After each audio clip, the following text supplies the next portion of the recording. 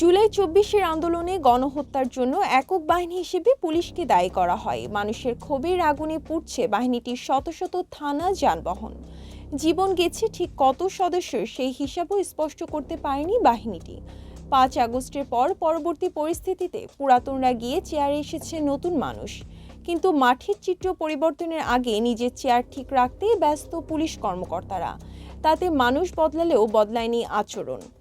জুলাই আগস্টের ঘটনায় পুলিশের কয়েকশো সদস্যের বিরুদ্ধে মামলা হয়েছে। প্রায় ১২৪ জনের একটি তালিকা করেছে পুলিশ, যাদের মধ্যে এ পর্যন্ত ২৪ জনকে গ্রেপ্তার দেখানো হয়েছে বিভিন্ন মামলায়।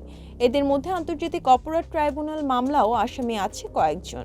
এসব মামলায় গ্রেপ্তার আতঙ্কে দিন কাটছে অধিকাংশ সদস্যদের।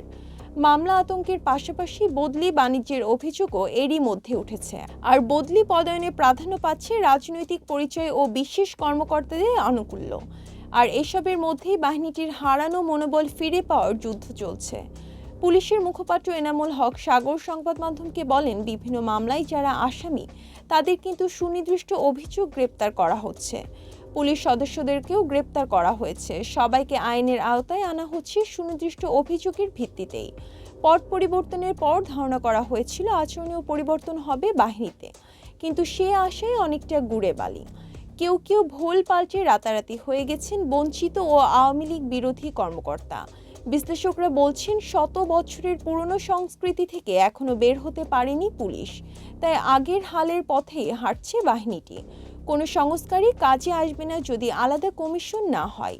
অপরাধ ও সমাজ বিশ্লেষক ডক্টর তৌহিদুল হক সংবাদ মাধ্যমকে বলেন, যেহেতু মানুষ পুলিশকে পেশাদারিত্ব দৃষ্টিভঙ্গিতে দেখতে চাচ্ছেন, তাই পরিচালনার সকল প্রেক্ষাপটটা পুলিশের হাতে দেওয়া উচিত।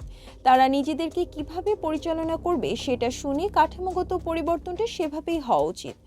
অপরাধ বিশ্লেষক ডক্টর হাফিজুর রহমান কার্জন সংবাদ মাধ্যমকে বলেন, স্বাধীনভাবে কাজ করতে পারছেন না পুলিশ, পেশাদারিত্ব নিয়ে কাজ করতে পারছেন না তারা। তাদের উপর যারা সরকারি দল কিংবা প্রভাবশালীরা পুলিশকে চালাচ্ছে। দীর্ঘদিনের এসব জঞ্জাল ও পুরনো ধ্যান ধারণা পাল্টাতে সংস্কার খুবই জরুরি বলে মত দিয়েছেন বিশ্লেষকরা।